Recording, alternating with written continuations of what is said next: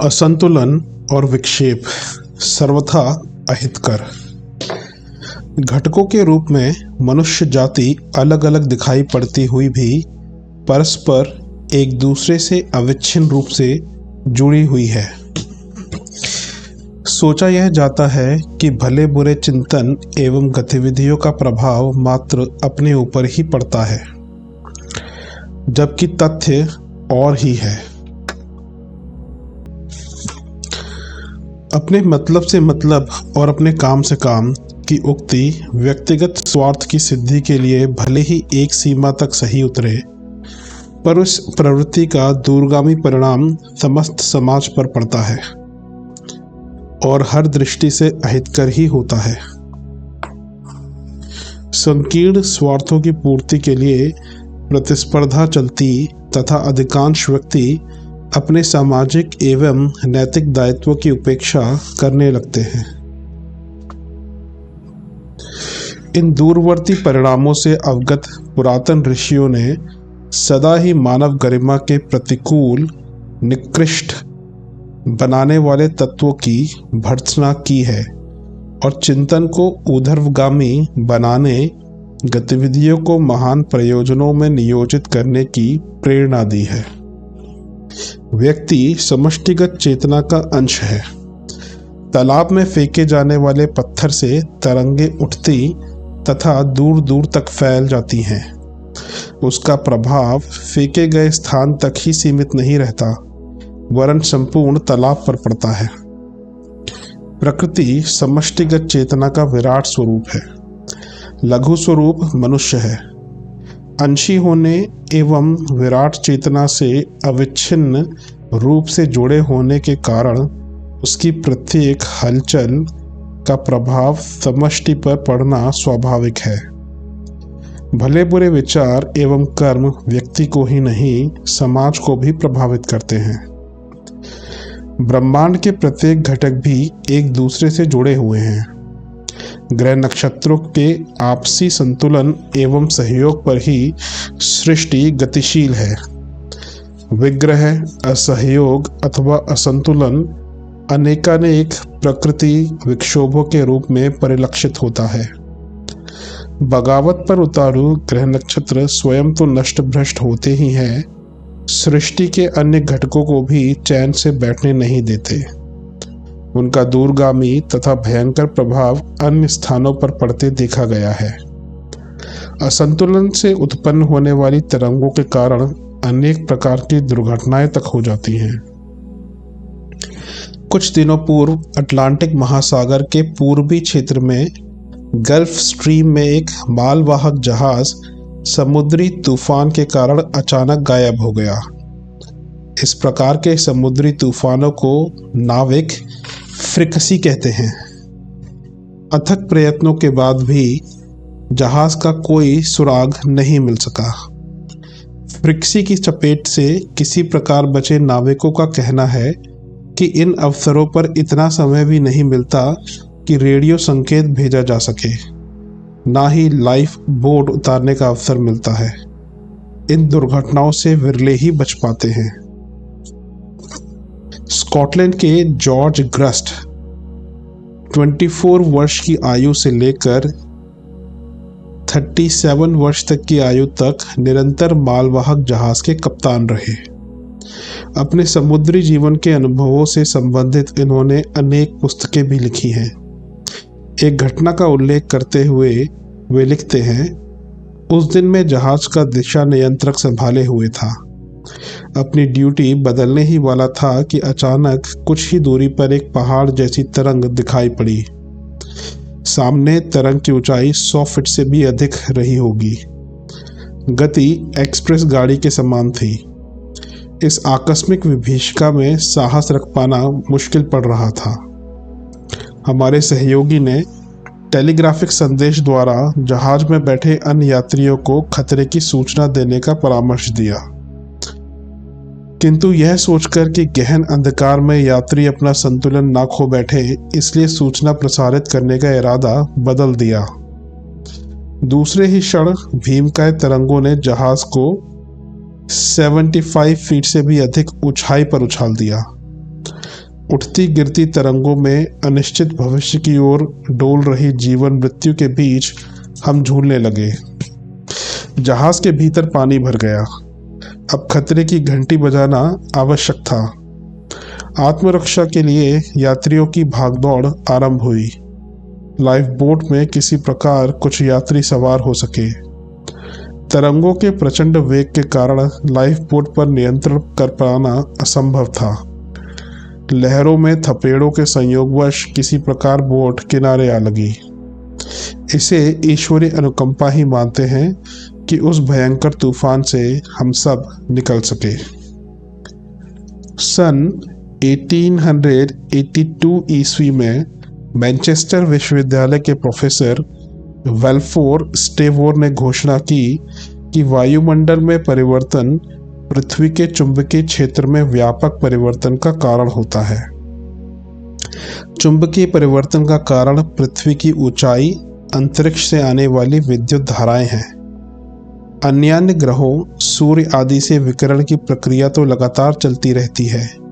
उनमें विक्षेप आने पर असंतुलन उत्पन्न होता तथा प्रभाव दूरवर्ती ग्रहों पर भी पड़ता है। समुद्री ज्वार, भूकंप जैसी घटना में इन अंतरिक्षीय विद्युत तरंगों का भारी योगदान है। वैज्ञानिकों का कहना है कि समुद्रों में स्कंद ज्वार, स्प्रिंग टाइड, तब आते हैं जब पृथ्वी पर सूर्य और चंद्रमा दोनों का गुरुत्वाकर्षण बल बराबर होता है। जब सूर्य और चंद्रमा विपरीत दिशा में होते हैं तो ऊंचाई घट जाती है। गुरुत्वाकर्षण में परिवर्तन का प्रभाव वातावरण तक ही सीमित नहीं रहता, वरन समस्त जीवधारियों पर भी पड़ता है। नवीनतम वैज्ञानिक शोधों के अनुसार और सक्रियता के वर्षों में पृथ्वी के गुरुत्व बल में असाधारण परिवर्तन होता है। इसका प्रभाव मनुष्य की मनस्थिति पर भी पड़ता है। विश्व में हुए अब तक अधिकांश बड़े युद्धों में यह तथ्य उद्घाटित हुआ है कि जिन वर्षों में सूर्य पर धब्बे अधिक दिखाई पड़े, उसी अवधि में उनका सूत्रपात हुआ। सौर धब्बे प्राणियों को किस प्रकार प्रभावित करते हैं, यह प्रक्रिया तो अब तक अविज्ञात है, किंतु इस तथ्य को अब एकमत से स्वीकार किया जा रहा है कि प्राणियों की मनस्थिति इन परिवर्तनों से बुरी तरह प्रभावित होती तथा विक्षुब्ध बनती है। धब्बे क्यों और कैसे उत्पन्न होते हैं, इस संबंध में सुनिश्चित जानकारी नहीं मिल पाई, किंतु ऐसा अनुमान किया जाता है कि सौरमंडल में बंधे गुथे ग्रह नक्षत्रों के असंतुलन का परिणाम है, जो भावी विभीषिकाओं की ओर संकेत करते हैं। मानवीय व्यक्तित्व भी श्रेष्ठ, शालीन एवं उपयोगी तभी बना रह सकता है जब वह समाज के साथ अभिन्न रूप से जुड़ा रहे। परस्पर के सहयोग से आदान प्रदान की संतुलित रीति नीति बनी रहे। पृथ्वी का संतुलन एवं उसका अस्तित्व उसके एकांगी प्रयास पर निर्भर नहीं है। दिखाई तो वह स्वावलंबी पड़ती है, पर अंतर्ग्रही बंधनों में जकड़ी हुई है। अन्य ग्रहों से मिलने वाले अनुदानों तथा विक्षोभों का प्रभाव उसके ऊपर पड़ता है। उसी प्रकार मनुष्य भी समग्र समाज का एक अभिन्न घटक है। वह सारे समाज के सुख दुख का भागीदार है। समाज के प्रभावों से वह स्वयं भी नहीं बचा रह सकता। अंतर्ग्रही असंतुलनों को सुधार पाना या परिवर्तित कर सकना तो मनुष्य के बलबूते अधिक संभव नहीं है, पर वह अपनी गतिविधियां ऐसी रख सकता है जिससे समाज एवं अदृश्य जगत में असंतुलन एवं विग्रह उत्पन्न न हो। अंतर्ग्रही असंतुलन धरातल और प्राणी समुदाय को अस्त व्यस्त और संत्रस्त करते हैं। उनके उदाहरण प्रकृति प्रकोपों के रूप में मिलते रहते हैं। सूक्ष्मदर्शी इसी प्रत्यक्ष में एक कड़ी और जोड़ते रहे हैं कि यदि मानवीय चिंतन में निकृष्टता और आचरण में भ्रष्टता बढ़ गई तो उसका परिणाम दृश्य संकटों और विग्रहों के रूप में तो होगा ही, इससे अदृश्य अंतरिक्ष में भी ऐसी विभीषिकाएं उत्पन्न होंगी जो समस्त संसार के लिए दुखद हों, साथ ही उन उद्भट लोगों को भी विनाश की गर्त में ले डूबे। प्रकृति की विलक्षणताएं और उनका अर्थ। संसार के क्रियाकलाप कार्य कारण श्रृंखला से बंधे हैं। व्यक्ति, समाज और राष्ट्र इसी कार्य कारण श्रृंखला को जानकर तदनुरूप अभीष्ट की प्राप्ति के लिए साधन रूप कारण जुटाने और कार्य सिद्धि का प्रयास करते हैं। वैज्ञानिक प्रगति का आधार भी कार्य कारण सिद्धांत को समझकर तदनुरूप वैज्ञानिक प्रयोगों को करते हुए नई नई उपलब्धियां अर्जित करना है। दर्शन शास्त्र और भौतिक विज्ञान दोनों में कार्य कारण सिद्धांत तथा प्रकृति की समरूपता का सिद्धांत सर्वमान्य है। इसी आधार पर योजनाएं बनाना और उन्हें क्रियान्वित करने के लिए आगे बढ़ना संभव होता है। कार्यों के परिणामों पर विश्वास ना हो तो फिर योजना बनाना संभव ना हो पाए और उस पर अमल करने का उत्साह भी ना पैदा हो।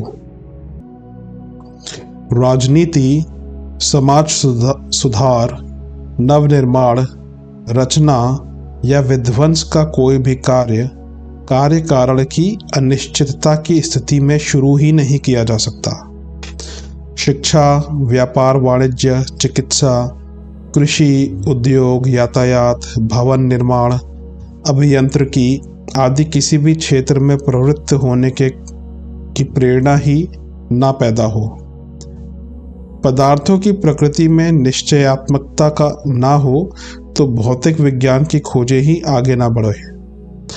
एक पदार्थ का एक अंश एक निश्चित देशकाल परिस्थिति में जो प्रतिक्रिया करता है, वही प्रतिक्रिया उस पदार्थ का दूसरा वैसा ही अंश उन्हीं परिस्थितियों में अन्यत्र ना करे तो पदार्थ विज्ञान की प्रगति असंभव हो जाए, क्योंकि तब एक एक कणों के बारे में अलग अलग खोज करनी पड़े। प्रकृति समरूपता का यही सिद्धांत जीव विज्ञान, मनोविज्ञान एवं तत्व ज्ञान की विभिन्न शाखाओं के विवेचन का आधार है। प्रकृति अपने गुणों और नियमों के अनुसार ही पदार्थ पैदा करती है। एक बीज से सजातीय पौधा और जीव ही पैदा होता है। आम के बीज से इमली पैदा नहीं होती, तो भी कई बार प्रकृति में अनेक विलक्षणताएं विद्यमान पाई जाती एवं उत्पन्न होती देखी जाती हैं। बारंबार परीक्षा से पुष्ट, अनुभव से प्रमाणित विधि व्यवस्था एवं नियम विधान के अपवाद देखे जाते हैं और चित्र विचित्र वस्तुएं देखी पाई जाती हैं, जो प्रकृति के सामान्य क्रम से भिन्न होती हैं। सामान्यतः ये अपवाद प्रकृति के ही अंग होते हैं। कन्याकुमारी में 7 रंग की रेत पाई जाती है: लाल, भूरी, पीली, रजतवर्णी, नारंगी, नीली और बैंगनी। प्रकृति की इसी विलक्षणता को भारतीय पुराकथा में इस रूप में व्यक्त किया गया है कि जब भगवान शंकर कन्याकुमारी में पार्वती की तपस्या से प्रसन्न होकर उनसे परिणयबद्ध हुए तो देवताओं ने 7 रंग के फूल बरसाए। तभी से यहाँ की रेत सतरंगी हो गई। प्रकृति वैचित्र्य के प्रति श्रद्धा व्यक्त करने वाली ऐसी पुराकथाएं विश्व के सभी भागों में प्रचलित हैं। हिमालय पर्वतमाला के बीच गढ़वाल जिले में स्थित फूलों की घाटी भी प्रकृति का ऐसा ही विलक्षण उपहार है। समुद्र तल से 12,000 फीट की ऊंचाई पर स्थित यह रहस्यमय घाटी अपने सौंदर्य और वैचित्र्यपूर्ण विविधता में अनुपम है। जल के स्थान पर थल में उगने वाला एकमात्र कमल यहीं उगता फूलता है। असंख्य पुष्पों की प्रकृति निर्मित स्वतंत्र क्यारियों की अलौकिक छटा मनुष्य के लिए आश्चर्य और आकर्षण का प्रबल केंद्र है। दक्षिणी ध्रुव प्रदेश तो ऐसी विचित्रताओं का विस्तृत क्षेत्र ही है। यहाँ की हवा रंगीन है, कभी कभी धरती भी रंग बिरंगी हो उठती है। कभी घना अंधेरा छा जाता है, कभी धरती से आकाश तक सर्वत्र प्रकाश ही प्रकाश समव्याप्त दिखाई पड़ता है। क्षितिज का दूर दूर तक कहीं पता ही नहीं लगता। कभी पृथ्वी घूमती सी लगने लगती है और लगता है कि अब गिरे कि तब गिरे। 300 किलोमीटर प्रति घंटे से भी अधिक तीव्र गति से हवा बहती है तो भी उसकी तेज आवाज नहीं सुनाई पड़ती, जबकि पृथ्वी में अन्यत्र 70-80 किलोमीटर प्रति घंटे की रफ्तार से चलने वाली हवा भी हू हू करती शोर मचाती सुनी जाती है। पृथ्वी की 90% बर्फ ध्रुव प्रदेश में ही है। यदि यह पिघल जाए तो विश्व के सभी समुद्र अपनी मर्यादा छोड़ दे और सहसा उन सब का तल 250 फीट तक ऊंचा हो जाए। अक्टूबर से मार्च तक दक्षिणी ध्रुव में 24 घंटे दिन रहता है। मनुष्य तो यहाँ नहीं रह सकता, किंतु अन्य अनेक जीव यहाँ मजे से रह लेते हैं। इनमें से 60 किस्म के ऐसे भी कीड़े हैं जो गर्मी के दिनों में ही सक्रिय रहते हैं, शेष समय प्रसुप्त रहे आते हैं। यदि उनके ऊपर बर्फ जम जाती है तो भी वे मरते नहीं, प्रसुप्तावस्था में विश्राम करते हैं और बर्फ पिघलते ही फिर सक्रिय हो जाते हैं। ऐसे भी कीड़े मकोड़े हैं जो 70 वर्षों तक प्रसुप्त पड़े रहने पर भी मरते नहीं, पुनः उपयुक्त अवसर पाते ही हलचल करने लगते हैं। यह प्रदेश भी छोटा नहीं है, वरन क्षेत्रफल में अमेरिका का दुगना है।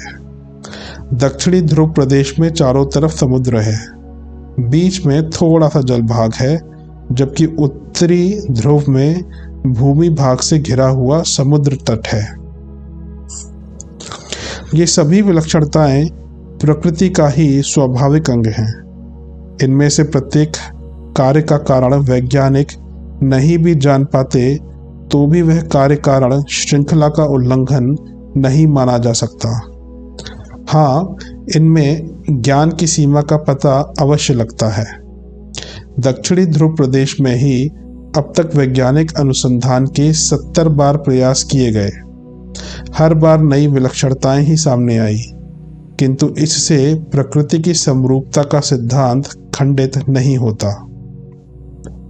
इससे सिर्फ यह बात पता चलती है कि कार्य कारण श्रृंखला का हमें ठीक ठीक ज्ञान नहीं है और अमुक कार्य का जो कारण मान लिया गया है वह पूर्णतः यथार्थ नहीं, अनुमानित यथार्थ है। जो सत्य के निकट तो हो सकता है, पूर्ण सत्य नहीं। इसी कारण वैज्ञानिक प्रयोगों के नियम बनाते समय एरर या भूल को भी एक सर्वमान्य तथ्य मानकर चला जाता है। प्रायः किसी एक प्रक्रिया की गणनाएं हर बार एक नहीं होती, उनमें अत्यल्प ही सही अंतर तो होता ही है, जिसे एरर कहकर काम चलाया जाता है।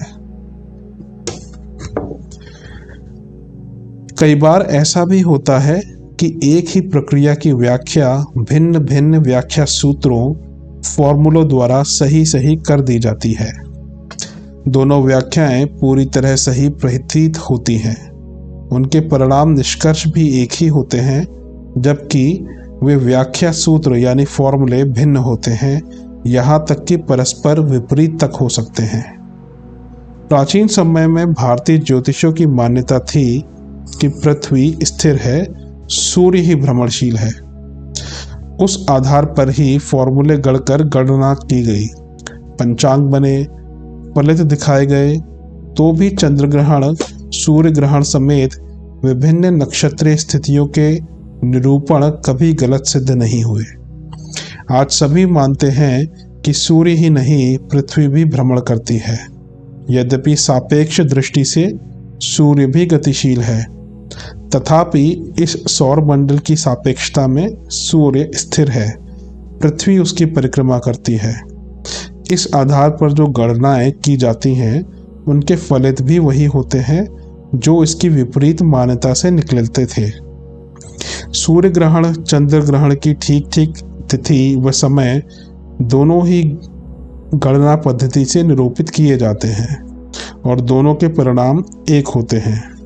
इतना ही नहीं, आज से लगभग 1500 वर्ष पूर्व महान गणितज्ञ आर्यभट्ट ने यह स्थापना की, यह पृथ्वी गोल आकाश में वैसे ही अधर में लटकी है जैसे कि चुंबक की आकर्षण शक्ति के सहारे कोई गोला अधर में लटका रहे और पृथ्वी का यह गोला सूर्य की परिक्रमा करता है तथा अपनी ही धुरी पर घूमता भी है।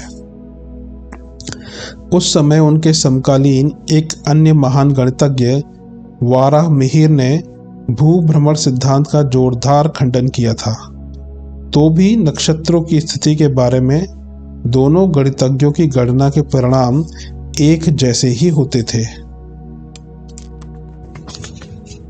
ये सीमाएं विज्ञान की जानकारी की सीमाएं हैं। सर्वव्यापी सत्ता के अविज्ञात क्रियाकलापों के रहस्य पूरी तरह ना जान पाने का यह परिणाम है। उस अविज्ञात चेतन सत्ता के विधि विधानों को पूरी तरह जान पाना तो कठिन है ही, उसकी इच्छा शक्ति को पूर्णतः समझ पाना तो कठिन ही नहीं, असंभव भी है। वह इच्छा शक्ति कार्य कारण नियमों व श्रृंखलाओं का भी यदा कदा किन्हीं और जटिल कारणों से उल्लंघन कर सकती है। जैसा कि विज्ञानी रॉबर्ट ए मेल्क ने कहा है, परम सत्ता ही अपनी इच्छा शक्ति से सृष्टि का निर्माण करती है। आम के बीज से इमली पैदा करने की शक्ति प्रकृति में नहीं है, किंतु परमात्म सत्ता में वह शक्ति है। वह विलक्षण रचनाएं पैदा करने में समर्थ सत्ता है। प्रकृति की विलक्षणताएं उस सर्वसमर्थ सृष्टा की सामर्थ्य बतलाती हैं। विज्ञान हो या दर्शन, सब उसी सामर्थ्य को यथाशक्ति समझने का विनम्र प्रयास मात्र है। बौद्धिक दृष्टि से मनुष्य समेत हर प्राणी सीमित है और उनके सभी प्रयासों की सीमाएं हैं। असीम सामर्थ्य मात्र उस सर्वत्र सर्वव्यापी, सर्वद्रष्टा, नियामक और अपनी इच्छा से सब कुछ कर सकने में सक्षम ईश्वरीय सत्ता में ही है। व्यवस्था और वैचित्र्य दोनों ही उसी की सामर्थ्य की अभिव्यक्तियां हैं। हमें आस्तिक बनाते हैं पृथ्वी के ये अपवाद। यह प्रकृति विलक्षणताओं का भंडागार है। यहाँ एक से एक बढ़कर ऐसी विचित्रताएं देखने को मिलती हैं जिन्हें इसकी अद्भुतता कहा जाए या सृष्टा की उद्देश्यपूर्ण सृजनात्मकता कुछ समझ में नहीं आता। यदि उन्हें निरपेक्ष सत्ता की कृति मान ली जाए तो इनके पीछे निहित प्रयोजन भी समझ में आना चाहिए, किंतु जब ऐसा कुछ बुद्धि की समझ में नहीं आ पाता तब इसे आश्चर्य, अचंभा और रहस्य रोमांच की श्रेणी में विवश होकर रखना पड़ता है। आए दिन ऐसी कितनी ही घटनाएं देखने को मिलती रहती हैं जिन्हें सामान्य बुद्धि की समझ से परे होने के कारण इसी श्रृंखला में सम्मिलित करना पड़ता है। इन्हीं में से ये हैं प्रकृति की रहस्यमय ध्वनियाँ। देखने सुनने में तो यह भौतिक लगती हैं, पर जांच से अब तक ना तो इनका उद्गम और न कारण का पता चल पाया है। इसी से इन्हें परोक्ष और अलौकिक ध्वनियों की संज्ञा दे दी गई है। मिस्र में नील नदी के पश्चिमी तट पर थिब्स के अवशेषों में अभी भी एक जोड़ी पत्थर की विशाल मूर्तियां खड़ी हैं। वैसे तो ये प्रतिमाएं अब पूर्ववत नहीं रही, इनका काफी कुछ हिस्सा टूट चुका है, किंतु फिर भी बहुत कुछ अभी भी विद्यमान है जो इन्हें मूर्ति की शक्ल प्रदान किए हुए है।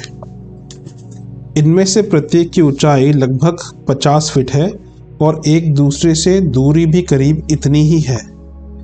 इन प्रतिमाओं के निर्माण काल का तो सही अनुमान नहीं लगाया जा सका है, किंतु ऐसे प्रमाण उपलब्ध हैं जो सिद्ध करते हैं कि इनकी रचना ईसा से 1500 वर्ष पूर्व हुई है। इन्हें मैमनन की प्रतिमा कहा जाता है।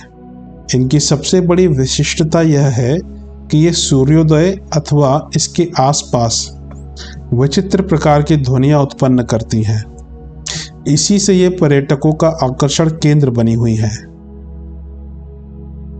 सैलानी प्रायः फरवरी अथवा मार्च के महीने में नील नदी के किनारे इसलिए इकट्ठे होते हैं ताकि वे निर्जीव प्रतिमाओं की सजीव आवाज़ें सुन सकें। विचित्रता यह है कि अब तक जितने लोगों ने इनकी बोलियां सुनी हैं, सभी ने उन्हें भिन्न भिन्न प्रकार की ध्वनियां बताया है। इन पर्यटकों में स्ट्रैबो, प्लिनी, पाउसेनियस, जुवेनल व विल्किंसन जैसे ख्याति प्राप्त तत्कालीन पुरातत्ववेत्ता भी सम्मिलित हैं। स्ट्रैबो के अनुसार इनकी आवाज़ें हवा के हल्के झोंके अथवा घूंसे के प्रहार से मिलती जुलती हैं। पाउसेनियस ने इन्हें वीणा के तार टूटने जैसी बताया है। Sir G Wilkinson from London ने अपनी पुस्तक मॉडर्न इजिप्ट एंड थिब्स में इन्हें दो पीतल के टुकड़ों के आपस में टकराने से उत्पन्न हुई उच्च तारत्व जैसी ध्वनि बताया है।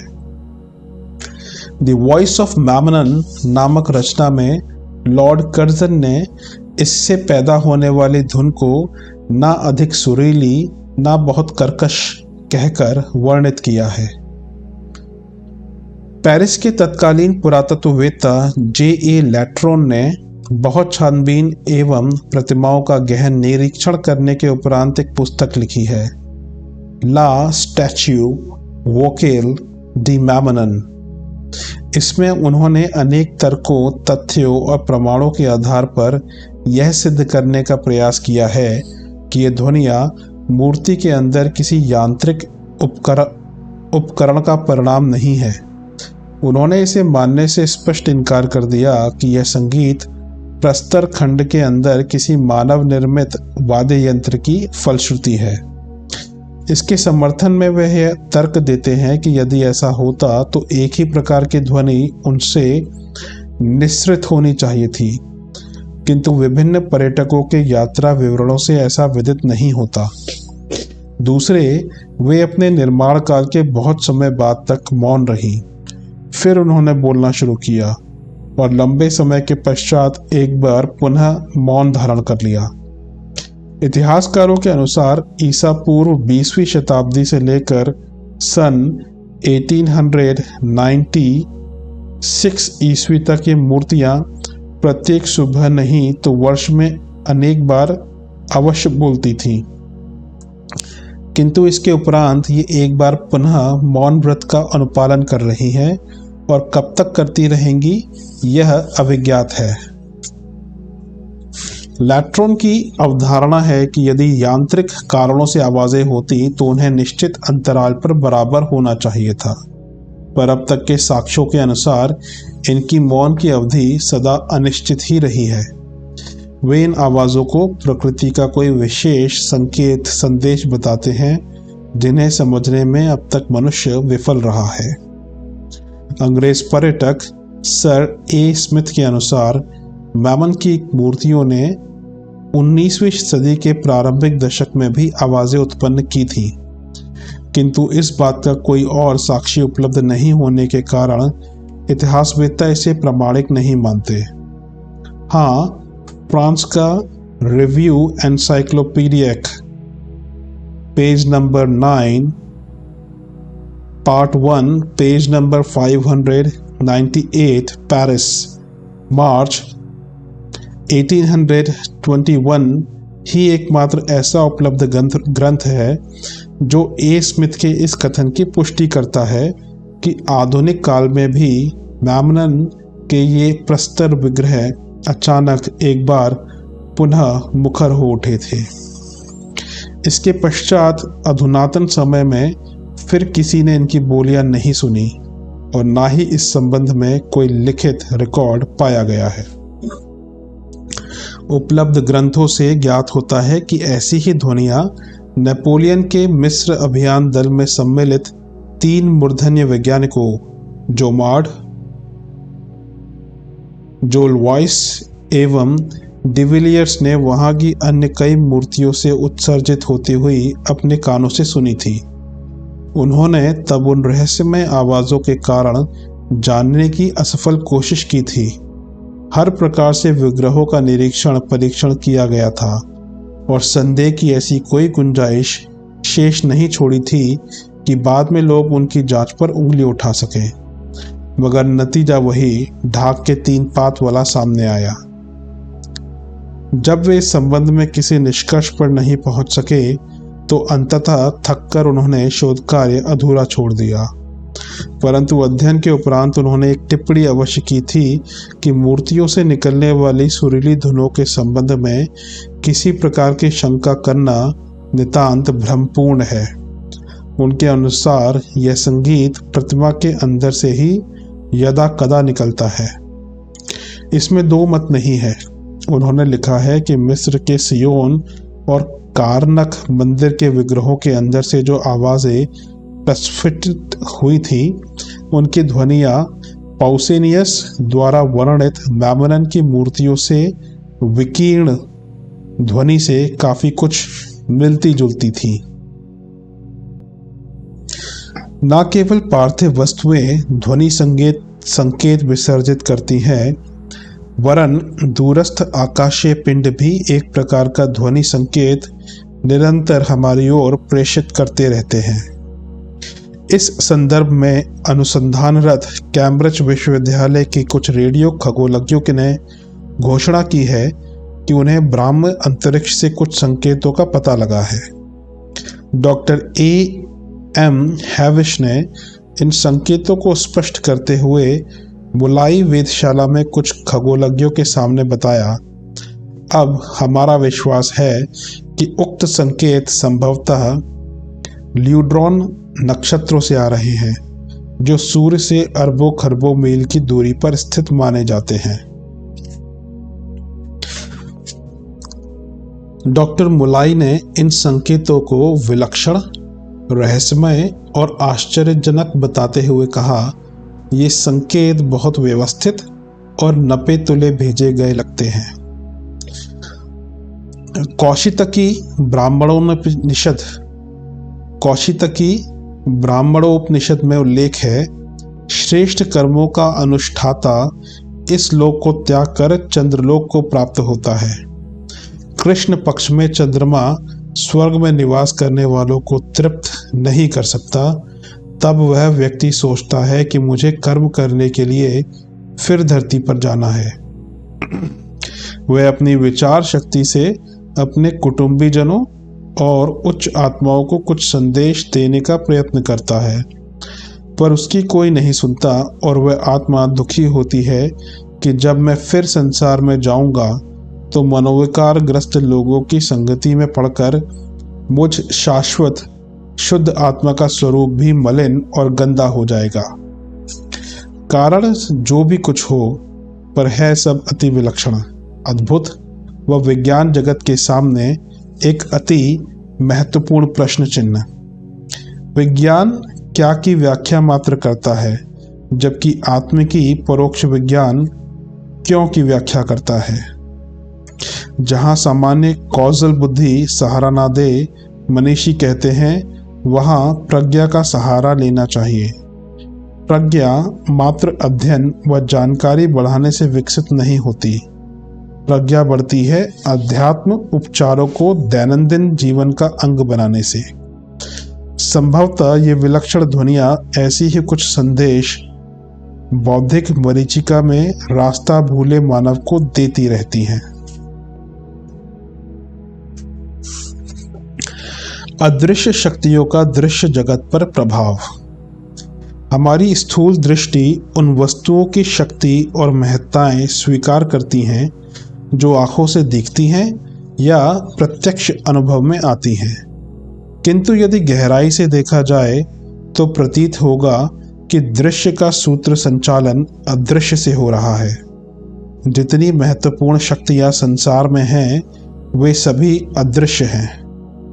हवा यूं पेड़ पौधों को हिलाने त्वचा का स्पर्श करने जैसे सामान्य कार्य करती भर दिखती है, पर वस्तुतः उसका कार्य सृष्टि का संतुलन बनाए रखना है। धरती की जो स्थिति हम आज देखते हैं, उसके निर्माण में हवा का बहुत बड़ा हाथ है।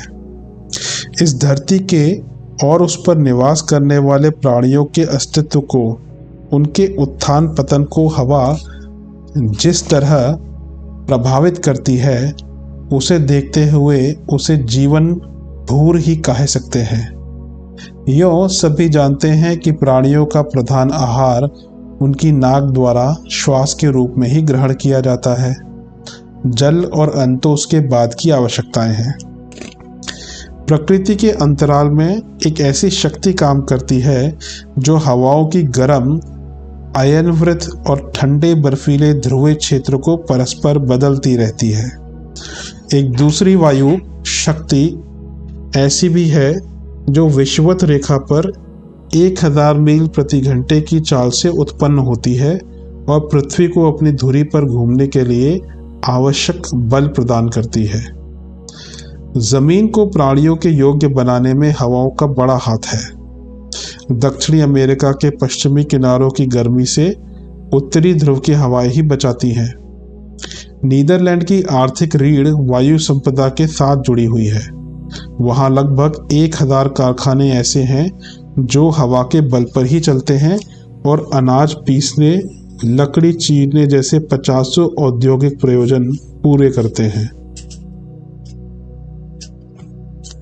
संसार भर में वर्षा का बहुत कुछ दारोमदार इन हवाओं के उतार चढ़ाव और अनुग्रह पर ही निर्भर रहता है। प्राचीन काल में जलयानों का भाग्य हवाओं की अनुकूलता प्रतिकूलता के साथ जुड़ा रहता था। रोमन लोगों ने हवाओं के बहाव का गहरा अध्ययन करके अपनी जहाजरानी को व्यवस्थित किया था और किस देश के साथ कब आवागमन करना है, यह समय निर्धारित करके अपना व्यापार खूब चमकाया था। अंग्रेजों ने दक्षिण अफ्रीका को अपना उपनिवेश बनाने में सबसे बड़ी सहायता अनुकूल हवाओं से ही प्राप्त की थी। गत शताब्दी में मैथ्यू फंटेन नामक वायु विशेषज्ञ ने संसार भर में हवाओं के ऊंचे तिरछे प्रवाहों का क्रमबद्ध सर्वे किया। उससे अंग्रेजों के ऑस्ट्रेलिया आवागमन में जल मार्ग की आधी कठिनाई दूर हो गई। सहारा का रेगिस्तान हवाओं की देन है। ईरान में लगभग 4 महीने ऐसा अंधड़ चलता है जिससे बालू के टीले खड़े हो जाते हैं और पानी की भारी कमी पड़ जाती है। सन 1609 ईस्वी में सर जॉर्ज सोमेर का जहाज धुक्कड़ हवाओं के फेर में फंसकर बरमूडा के तट पर जा टकराया। उसने उस सुंदर भूप्रदेश को देखा और इंग्लैंड को अच्छी आजीविका देने वाला उपनिवेश बता दिया। वाटरलू की लड़ाई नेपोलियन इसलिए हारा कि हवाओं ने उससे दुश्मनी निभाई और पानी बरसाकर युद्धस्थल को कीचड़ में बदल दिया। बुल्गे के युद्ध क्षेत्र में हिटलर को प्रारंभिक लाभ अनुकूल हवाओं के कारण ही प्राप्त हुआ था। प्रकृति की सूक्ष्म सत्ता का अध्ययन करने वैज्ञानिक आश्चर्यचकित हैं कि अदृश्य जगत में कितनी बड़ी सामर्थ्य भरी पड़ी है। रेगिस्तानों में जब तेज हवा चलती है तब वह टीलों को एक जगह से दूसरी जगह उड़ा ले जाती है। समतल को उबड़ खाबड़ और उबड़ खाबड़ को समतल कर देती है। पर यह उथल पुथल होती बेसिलसिले से ही है। उसे प्रकृति का साधारण खेल भी माना जाता है और दूसरी ओर कोई विशेष ध्यान नहीं दिया जाता। आश्चर्य तब होता है जब हवाएं किसी विशेष क्रम से चलती हैं और बालू अपने विशेष प्रकार के निशान बनाती चली जाती है। नाथका, पेरू आदि के रेगिस्तानों में यह कुतूहल विशेष रूप से दृष्टिगोचर होता है। उन क्षेत्रों में जब तेज हवाएं चलती हैं तब वे चित्र विचित्र ढंग से अपनी गति बदलती हैं। कभी सीधी चलती हैं, कभी टेढ़ी तिरछी, कभी लहराती हुई। बालू के कण उनसे प्रभावित होते हैं। फलतः मीलों लंबे घेरे में भूमि पर ऐसी रेखाएं बन जाती हैं मानो किसी गणितज्ञ ने रुचिपूर्वक नाम तोलकर ज्योमेट्री के आधार पर उन्हें बनाया हो और इस समूचे क्षेत्र को रहस्यमय कलाकारिता की पृष्ठभूमि में सजाया गया हो। आकृतियां इतनी अजीबोगरीब तथा इतनी आकर्षक होती हैं कि दर्शक का मन मोह लेती हैं और प्रकृति की इस कलाकारिता को वह स्तब्ध होकर देखता रह जाता है। इस क्षेत्र में कितने ही दर्शक दूर देशों से इसी निमित्त आते हैं कि प्रकृति द्वारा विनिर्मित इस कलात्मक संरचना को देखें और दृश्यों की विभिन्नता का आनंद लूटें। विगत आधी शताब्दी से इन कृतियों के रहस्य खोजे जा रहे हैं और किसी निष्कर्ष पर पहुंचने का प्रयत्न किया जा रहा है, पर अभी तक कुछ तुक बैठा नहीं है। रहस्य तब और भी गहरा हो जाता है जब बालू और कंकड़ों से मिलकर बंदर, रीछ, बैल और भेड़ जैसे छोटे और गोलाई लिए हुए जानवरों की अनुकृतियां बनकर खड़ी हो जाती हैं। दूर से फोटो लेने पर वे जीव जंतु ही प्रतीत होते हैं, पर भेद तब खुलता है जब उन्हें निकट जाकर देखा जाता है। इस अजूबे के शोधकर्ता जर्मन वैज्ञानिक मारिया रीच ने इसी प्रयोजन की तह तक पहुंचने के लिए उनमें अपना डेरा डाला और यह जानने का प्रयत्न किया कि आखिर ऐसा होता क्यों है।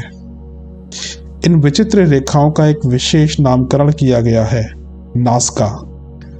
इनके साथ कौतूहल ही नहीं वरन ज्योतिष विज्ञान की भी कितनी ही तुकों का समावेश होता है। एक क्षेत्र में किसी विशेष मास में निश्चित तारीख को नियत रेखाएं बनती हैं, जिन्हें उन दिनों के कार्यक्रम तथा भविष्य की जन्म कुंडली कहा जा सकता है। इस आधार पर यह भी सोचा गया है कि यह अंकन विश्व के विभिन्न समूह क्षेत्र से संबंधित भूतकालीन एवं भावी घटनाक्रमों का अंकन करते हैं, जिनका रहस्य पढ़ लिए जाने पर यह माना जा सकेगा कि प्रकृति अपने ढंग से अपनी भाषा में अपनी कलम से कुछ विचित्र लेखन करती है। पढ़े लिखों की तरह मनुष्यों से कहती है, क्या तुम अविज्ञात का अर्थ बता सकने जितना पढ़ लिख गए हो? संसार में अन्यत्र भी ऐसे क्षेत्र हैं जिनमें धरती की पट्टी पर बहुत कुछ रहस्यमय लिखा है। मिस्री रेगिस्तान में कई जगह हंसने, रोने या गाने जैसी आवाजें बालू में से निकलती हैं, पर उनकी गतिविधियां तीव्र होना वायुवेग के ऊपर निर्भर रहता है। नास्का रेखाएं 4 से 18 इंच तक ऊंची उठी हुई देखी गई हैं और उनसे बने हुए खिलौनों की ऊंचाई 90 फीट से लेकर 400 फीट तक देखी गई है। वॉशिंगटन विश्वविद्यालय एवं ब्रिटेन के खगोल शास्त्रियों ने उस क्षेत्र में पाई जाने वाली चट्टानों पर देखे गए अंकनों से पृथ्वी का आदिम काल से अद्यावधि घटित हुए घटनाक्रम का विवरण तैयार करने का प्रयत्न आरंभ किया है। कैसी विचित्र है प्रकृति की रहस्यमयी भाषा और लेखनी। कौन समझ पाएगा उसके पग पर बिखरे चित्र विचित्र रहस्यों को। इसी तरह के अनेक घटनाक्रम हैं। उनमें से एक घटना 1849 ईस्वी की है।